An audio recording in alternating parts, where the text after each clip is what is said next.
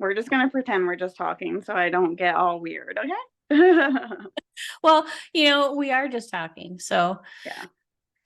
but, I was thinking about your website and, how you have these, amazing different testimonials that are on there. And I just thought, what kind of an amazing person, has other people explaining her business so well for other people. So I really want to encourage people to go to the website to learn, a lot about that kind of stuff. But, I know your story, everybody has a story as to how it is that you got started. If you'd like to share a little bit about that with us and maybe, I don't know, tell us some of your favorite moments because, we like to hear stories. Okay. Well, I've been an educator for almost 2 decades now, and I always wanted to be a teacher ever since I was little. I either wanted to be an engineer or an architect or a teacher. Like those were my three choices. And I was terrified of math growing up because I didn't learn it for understanding. I just learned like follow these steps, which was like super boring for me. And so I hated math. I thought I was terrible at it. And so I was like, well, I'm just going to go with the teaching, right? So I became a classroom teacher and I love teaching because it's enough structure, your day is structured. So I could do it like I'm ADHD, so I need structure. Okay. And so I loved that. But I liked having all these different kids because each one is like a different puzzle. So it was fun. You know what I'm saying? I'm not doing the same thing day in and day out. Every kid is different. And Mm-hmm. so I loved teaching. And so teaching is hard. Like it's hard, especially for the teachers that are in the public school. And it doesn't need to be as hard as it is.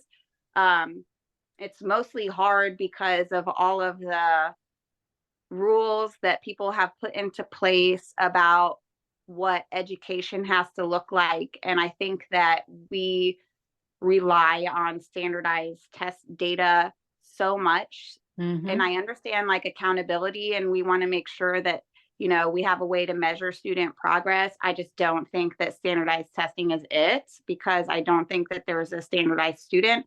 And I've also seen just the teaching profession get more and more unmanageable over the time that I've been teaching because there's such an emphasis on these test scores when we teach learners that some of them are going to show what they know on a standardized test, but other kids, they're not going to show it on a standardized test because they might show it better another way. You know what I'm saying? And Mm-hmm. then teachers evaluations are tied to the standardized tests. And so what ends up happening is instead of kids having access to like a rich learning experience going to school every day and, being valued for their individual strengths and, having support working on, anything that's challenging, school has turned into like a test prep factory, even though, no one who went to school to be a teacher like is like, oh, I can't wait to be, a test someone who proctors tests all day or somebody who thinks more about the test than their kids. And Mm-hmm. when I was in the classroom, I used to get really frustrated. I always taught like I can't say I taught a gifted class or an inclusion class because I always had all kinds of learners in it. Basically, I was good at what I did. So my principals would just pack my classroom full of like all the kids that had disabilities, all the kids that they suspected would have a disability, any of the kids that were retained or should have been retained.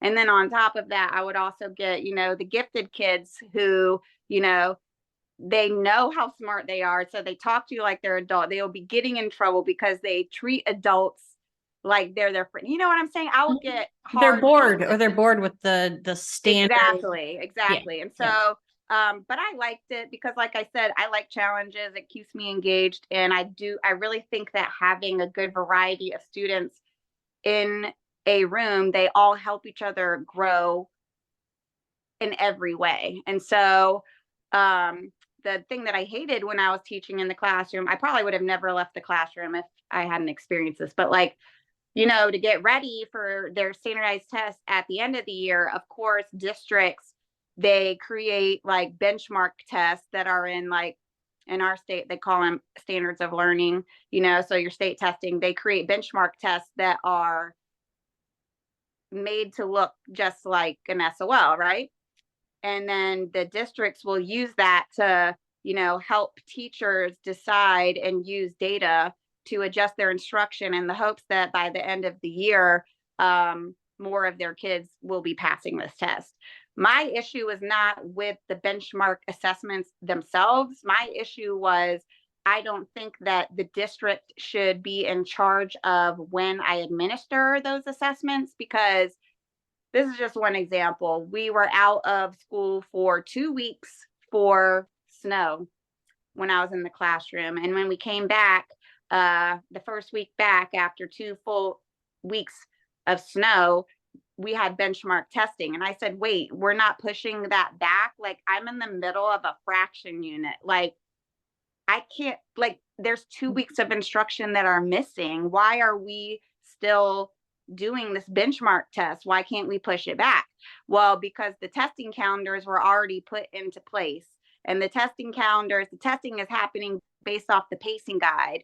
And the pacing guide was written by people in the summer, but those people in the summer don't run my class. So teachers have ended up following pacing guides and testing calendars more than following kids. And I was against it because I know that the way I built my classroom climate, my kids always tried their best on everything.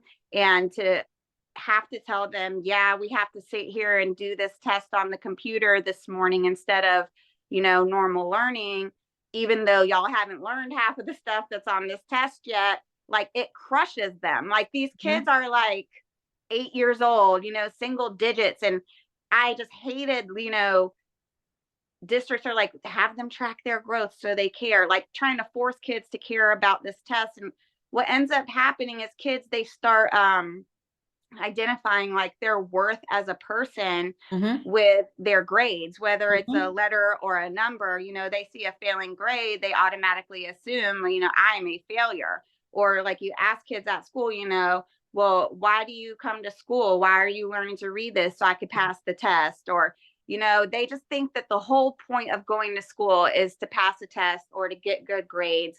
And that's just not what school is supposed to be. It's supposed to be where kids get to learn how to learn, because in reality, in the real world, like, learning never stops. Right. Learning never stops. And so, like, if I have kids that are working below grade level because they have a learning disability, I will always get my kids where they needed to be or beyond by the end of the year. I always would. But I could get them even further if I didn't have to convince them, that they were not their grades or they were not this number, and I just, it's a setback. Yeah, it's huge. And so when we are so data driven that we forget how to be student driven, kids, we start seeing this anxiety. And I would see it I got in trouble one year during SOL testing too, because we had a kid that was having a panic attack during an SOL test because, teachers were like, it's okay. It's just like a normal test, like any other test that we take. But kids are not dumb. They're like, we don't clear off the walls of our classroom for every other test. We don't shut down the school for every other test.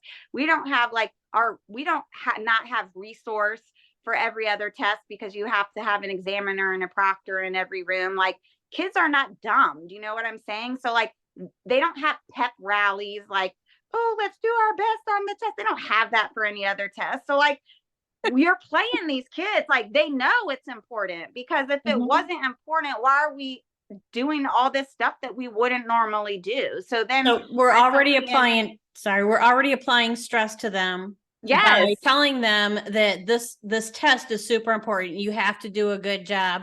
And the reason why you have to do a good job is because our whole school or our whole district or whatever is on the line, which is not something that, and a kid, yeah. even if you don't tell kids that, because look, this backfired on me one year. I told the kids, I was like, look, because they were freaking out about the test. I said, if y'all can do my daily reviews, this SOL test is going to be nothing to you. Because I always wrote my own like assessments higher than what the state test was. And like after the kids took the test, they would be like, yeah, you're right. Your work is harder than that test. But the build up to that point, you know, they're terrified, and they'll freeze up. And I even would say to kids, like, it doesn't really like nothing, this test is not going to determine if you go to fourth grade or whatever grade. It's not going to determine anything. And I was like, it's not even really measuring you. It's just really measuring if your teacher did their job. And I was trying to like take pressure off of the kids. It made it worse, because then they love me so much. They don't want to, They don't want to let you down. They want to make me look good. And I'm like, well, that backfired. It's just, I've seen kids like literally go into panic attacks, like, and with the way that the testing is, like, you can only read words off of the script. So like I got called into the office because like a kid was having a panic attack, and I was like telling him, you know, breathe it out. I got called into the office, you know, because that wasn't in the script. I was like, I can't do this anymore, you know? So that's what kind of that's the hardest part of teaching. And I don't think educators go into teaching realizing how much standardized testing has like infiltrated the public school system, and how difficult it has made it to be a teacher and do the job of a teacher, because it's almost like, you know, they don't treat teachers like professionals. Like, I know how to make a test. I know how to monitor my student progress. Like, I never learned anything new about my kids from any of those benchmarks, because really assessment is not supposed to be like something that you do every quarter or every year. Like, assessment of learning is supposed to happen like while you're learning. It's supposed to be a continuous part of the learning process, and you're supposed to be assessing students every single day. But what has happened is the opposite. Like, now they can't get teachers to focus on, you know, daily formative assessment at all. They can't get teachers to, you know, use different forms of assessment other than, you know, a standardized test format, because they're just so worried, you know, even if my kid does amazing on this project, or even if this kid can create a whole presentation, you know, explaining this concept like beautifully, like that's not how it's going to look on the test, so it doesn't count. Like, so anyway, do you have any solutions for those? Do you have any solutions to those testing problems? Here's my thing, my solution. So I had told my math specialist after that 2-week thing, I said, that's messed up that they did not push that benchmark back. Like, it's really messed up. And then they would try to keep them short because the kids would perseverate on them and then take forever.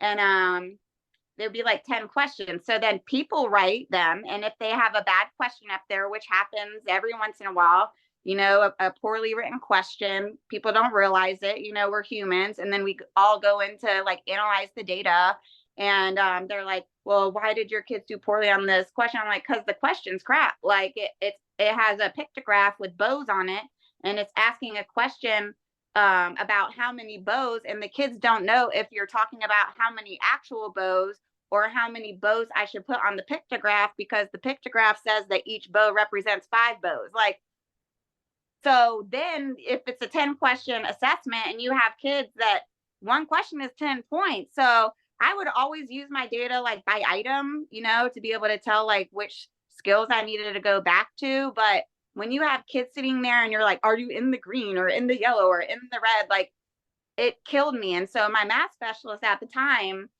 you know, she was like, well, you should apply to be a math specialist. And I laughed at her. I was like, ah, like, you're hilarious. Because remember, like, I had a very negative experience with math to the point where I gave up my dreams of being an engineer and an architect because I was terrified of math and I thought I was not a math person. I was so terrified of math that when I was teaching second grade for a while, I'd never wanted to go to third grade because that's when all the standardized testing starts, and I just didn't want to be a part of it. But when I went to third grade, you know, I couldn't avoid it. And she was like, really, you asked the best questions, you should go do it. And And I was like, I said, I don't even want to go to third grade because like Sally was her name. I was like, Sally, I don't even know my multiplication facts. Like, I don't know them with automaticity. Like, I have to think about it. And she's like, well, what do you mean? I was like, well, like for me to do like 6 times 7, I know like 6 times 6, and then I just add another 6 on there. Like, that's how I get my facts. And she's like, like that's literally what we want kids to do. And I was like, what? And a lot of people, they still think like you just need to memorize your multiplication facts. And that's not true. Like, you want kids to be able to use the facts that they know, like their benchmark facts, like 2s, 5s, and 10s, with the distributive property to be able to derive the hard facts, so 7s, 8s, 11s, 12s. Like, those are all super easy if you know how to make connections, which my brain is very good at connecting. You know what I mean? But so she made me go to third grade against my will because my school was splitting, where the younger grade teachers were going to go work in a different school, and then the school I was at was going to be all 3 through 5, and my principal didn't want to lose me, so she's like, look, I'm moving you to third grade. Like, I can't appease you anymore. Like, you're going to third. So then you started your own school, and how Yeah, do you do things because differently? I went back to get my math specialist certification. So literally, I have like 3 degrees in education because I already had a master's, and then I went back to get my second master's to be a math specialist because Sally convinced me to join this math cohort so I could be the one writing the test, so I could make sure that they're good, right? I said, okay, well, I'm gonna do that because I want to have more control. So then I went and I was a math specialist in inner city in Norfolk, and then I was a math specialist in Virginia Beach. And the inequities between like districts were really disgusting to me because my students in Norfolk did not have the resources that my students in Virginia Beach had, and yet their data is always compared to Virginia Beach, and we had way less staff. Like, it's really like, when did Brown versus Board of Education actually happen? Like, because schools are still like grossly inequitable when it comes to like distribution of resources. So then when I was in Virginia Beach and I was being a math specialist over there, and then COVID hit. When COVID hit, schools all shut down. My oldest, Kai, he's 9. He was in kindergarten at the time. He finished out the rest of the year with me, and then I had just had my second child, Ellie. And then during COVID, I found out I was pregnant with number 3, which was, I was like, I can't do it. I can't do it. Cause it's hard. Like, people don't realize how much work it is to be a teacher and how much like mental capacity and emotional capacity it takes, because teachers care. They don't go into teaching for the money. It's never been a high paying profession. We go into teaching because we want to change the world. And the fastest way to change the world is by supporting kids, because that's one generation. If we can fix this generation, we can fix everything. Like, that's how important the job is. And that's why teachers go into teaching. You know what I'm saying? But when COVID happened, everything shut down. Virginia Beach, where I was working at the time, they were like the first schools to go back. And my mom was watching Ellie and my newborn Mia, and that's 2 childcare. So if you put childcare money together for 2 kids, that's an entire teacher salary. Like, it does not make sense for me to work if I have to pay for 2 daycares. And my mom was watching my kids. So like, they're like, all right, we're all going to go back face to face. This is before there was a vaccine. They don't really know how COVID is like moving through kids, because so many kids are asymptomatic. They just wanted to get bodies back in schools because a lot of the kids, especially elementary kids, they don't learn through a computer. They don't. It's hard. And so I didn't have an issue going back. However, my mom was watching my babies for me, and she's very high risk. She has all the high risk factors of COVID. I have one mom, and I had told my school at the time I wasn't willing to return face to face, like in the middle of a COVID surge, until my mom could get vaccinated. I asked if she could take my vaccine because I actually qualified for my vaccine as an essential worker. Let's just kind of skip ahead a little bit though, because we're getting, we're 20 minutes into it right now, and I really want to focus on where it is that we're currently at, because I'm a forward thinking person. I like to know where it is that we're at and where it is that we're going. And, like I said, your website has some fantastic testimonials on there. And again, I'll include the link there later. But So now you started the school and Yeah, I left and out I and I remember was from like, home, and then you got into a building. What helped you decide that you wanted to get it into a building and find a building and do all that? all And that you have stuff. staff too. I mean, it's not just you. Yeah, like So, just this past year. So literally over the past year, this past year has been huge for me. I knew that the government was going to be throwing money at this learning loss, at this problem, right? And so I said, if I'm going to take a chance on myself, now is the time to do it. And so I left the school system and I was consulting in schools. I still do that. I still push into schools and I help grow schools and flip schools and help teachers be better teachers and decrease their workload but still do a great job because I really care deeply about keeping great teachers in the classroom. mhm. Um, and people were telling me, like, Nancy, you need to pick consulting or tutoring because I was tutoring out of my house. And I just said, I just can't pick because I was thinking about my own kids. I want to ensure that they have great teachers every single year. And the only way I was going to do that was if I was going to open my own school. So I got to the point where I didn't have enough room in my house to get all my tutoring kids. And I said, all right, I'm going to get my building this year. I'm going to take the leap and get my building. And my first building was a dentist office. So I turned it into a micro school, basically. Oh, And so we take kids from kindergarten through fifth grade. And we just structure our day a little bit differently. We still do the standards of learning, just like I would if I was with public school, because I don't have an issue with the standards.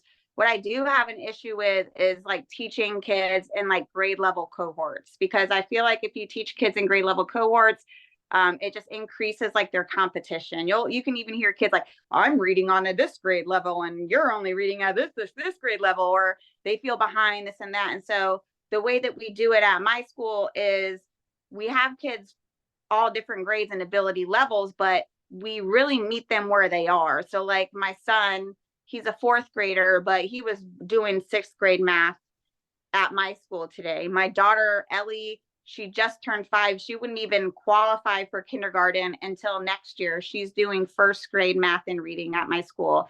But I also have like Ellie's in a group with an 8-year-old child with Down syndrome. And they're working at their level and they're succeeding at their level. And so the kids are not sitting there comparing themselves to each other, and they're literally, and we assess right there. I do standards based grading. I just do it for mastery. I can give even more detailed information about what students understand and are in the progress of learning and have not been exposed to yet by standard better than any public school anywhere, because that's what I believe in. And mhm. so because of that, and also the bulk of our instruction is small group. Okay, so I hired 2 of the best teachers that I've ever worked with, when I was a math coach, Miss Cunningham and Miss Meg.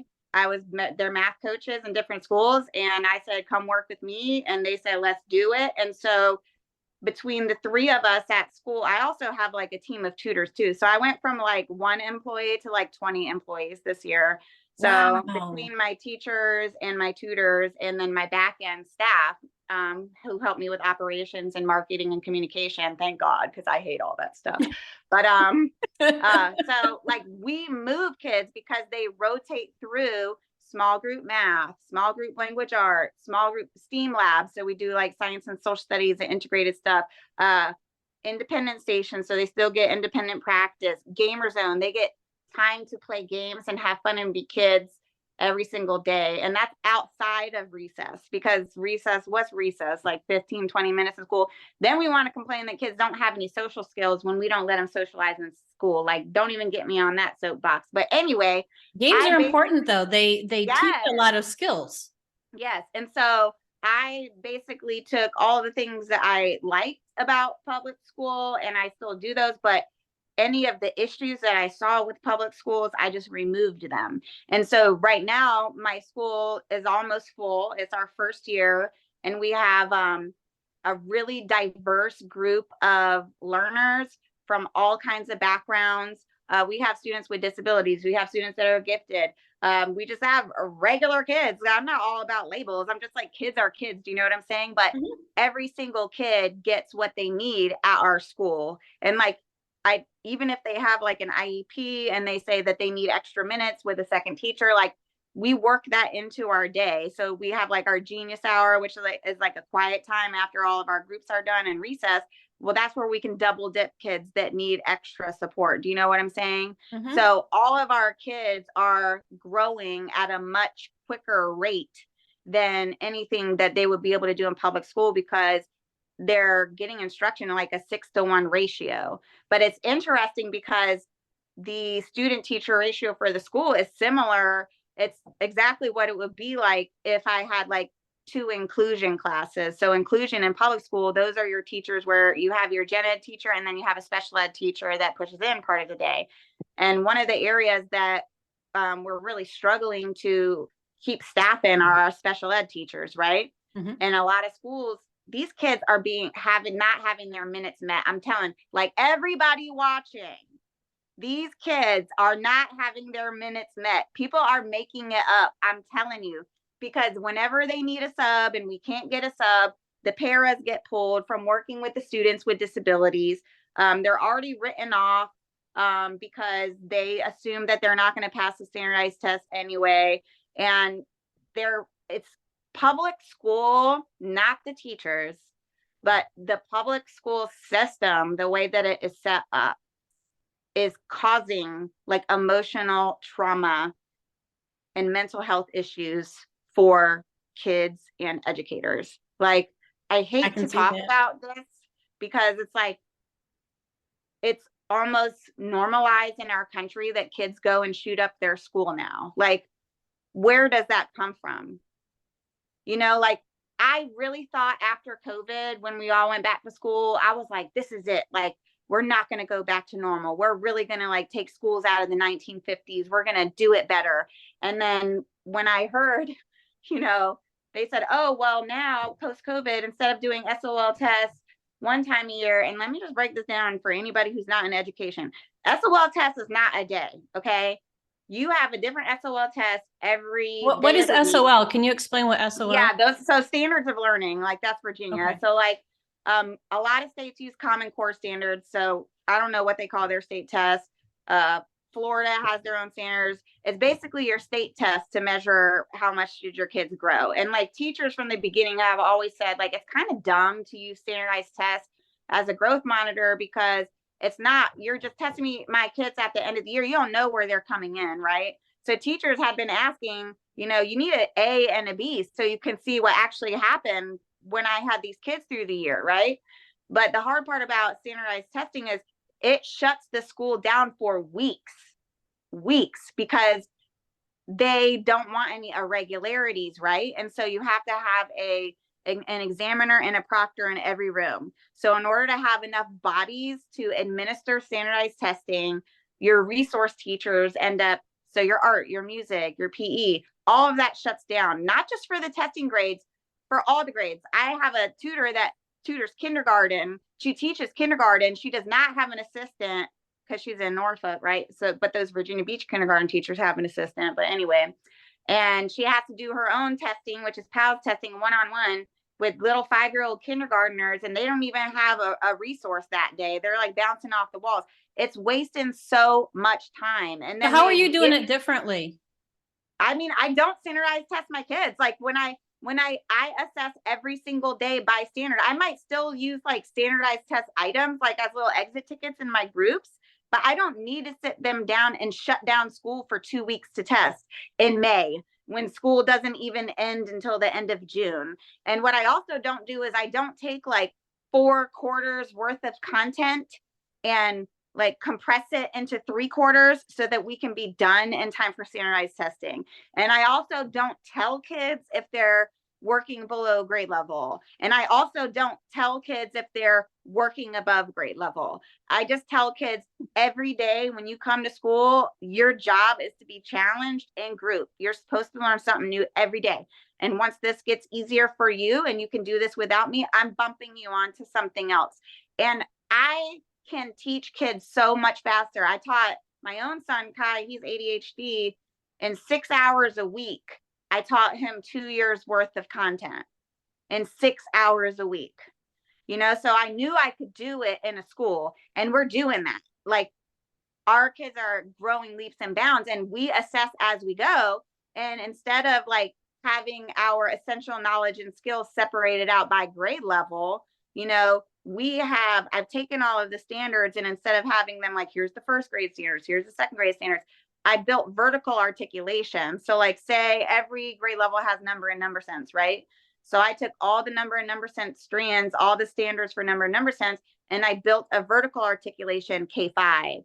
And this eliminates the gaps that are created when teachers become just a master of just their one grade level. So say you have a kid in third grade, they don't understand numbers because they missed something from first grade.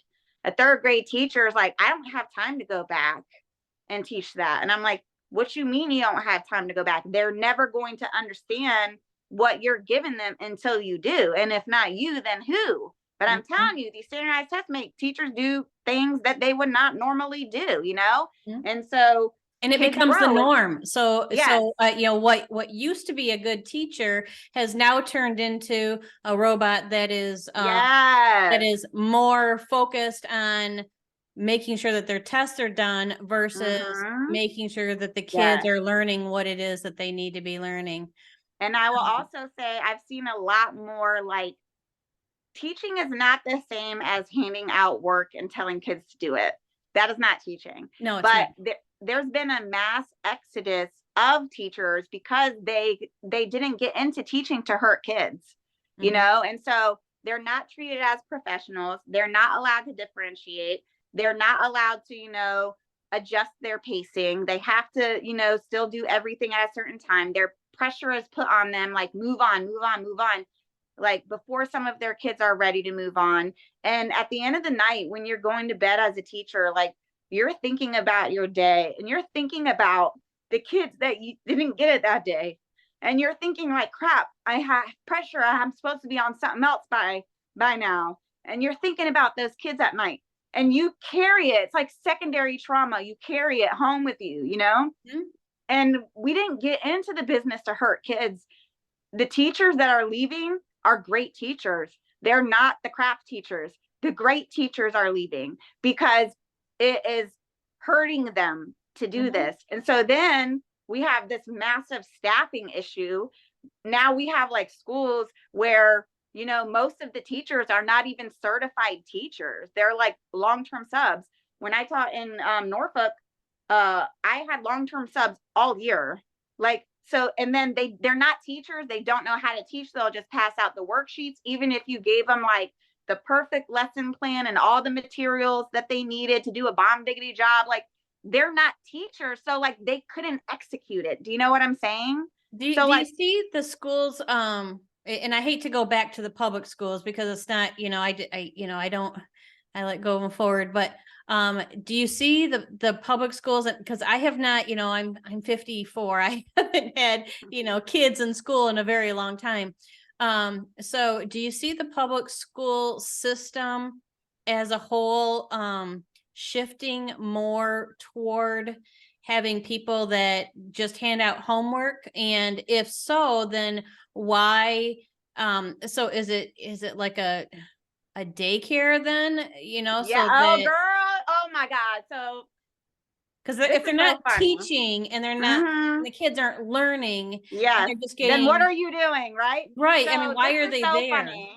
So post-COVID, a lot of schools struggled just to get kids to go to school.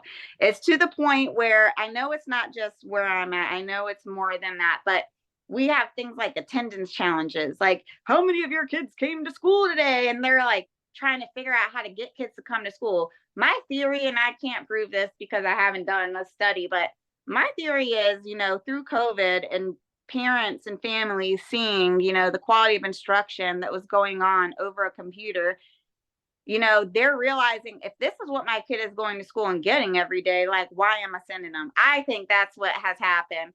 I can't prove it, but I think that that's what's happening. And I do think that not in every case, but I absolutely 100% think that there's classrooms in America where kids go to school to be babysat and there is no learning happening. I guarantee and is it you that's because the happening. parents are they want to go to work, they have to go to work? I know that I mean, a lot of I think people that that's part of the homeschool. issue. I think that's part of the issue, and that might always be an issue with certain demographics, Mhm. and there's certain challenges that certain populations face more than others, and barriers that, kids come in with baggage and we have to deal with that. That's Mhm. always been going on even before COVID. But like all this struggle with attendance is post COVID. I really think that parents are like, what am I sending my kids to school for? And they're getting in fights, kids are being bullied. Like, I'll just put them, I can teach them better by myself. And in some cases, they're right. You know what I'm saying? In some cases, they're right because kids are going to school and they don't have certified teachers and they're not growing and they're not learning and it's not that they can't, it's that they don't, schools don't have the staff. And like after I left the classroom, because I was like, as a math specialist, I was a kindergarten teacher for half of the year because we didn't have enough staff. So like in the middle of the year when they finally got long-term subs to come so I could get out and actually do my job as a math specialist, all of the classrooms that didn't have certified teachers in it, all of their kids' scores were like in the toilet because those teachers didn't know how to teach. So then I'm trying to go and do triage and try to catch those kids up. It's just a cycle. It's a never ending cycle. Like these, we call them like achievement gaps, and when we look at data we break them down like by subgroups. So like, how are the boys doing, how are the girls doing, how are the black kids doing, how are the white kids doing, how are the Asian kids doing, and we compare how are the students with disabilities doing, and we like compare growth by subgroup because we want to make sure That's not a that the community. education we're providing That's is not even a place equitable. that's not even a place that kids want to be, right? And we have about a minute and a half here. Yeah, So that's why I'm sorry, but I have to yeah, all kind of cut good. you off. But so you've created your own school, you have the support, you have lots of kids that are in there, you have lots of parents and teachers and principals even on your Mhm. website that are extremely supportive of what it is that you're doing. You're getting results, kids are happy to be there, they're actually able to interact with each other because in the real world we don't work in places with one age group. Yes, exactly. Where in the We real don't. world is everybody the So, same age or has the same skill where set? can I'm sorry, we're last, and Yeah. this is gonna cut off, but can you give us the name of your website real quick and Yep. let us know It's any last thing? SumOneCares.com, but you have to do the sum with a SUM because it's the sum of the ones who care that will change the world. And Yeah. it's an acronym for our core values: community, access, relationships, equity, and service. And the way that we do our system can be replicated in any public school, anywhere with your current level of staff. It just takes courage to try to do something different. So if anybody's looking to do something different to be able to meet the needs of all of their learners, to close these achievement gaps that are actually really opportunity gaps at the end of the day, like we can help with that. Yeah, this is gonna cut off any second. So I just wanted to thank you very much. I really appreciate you being here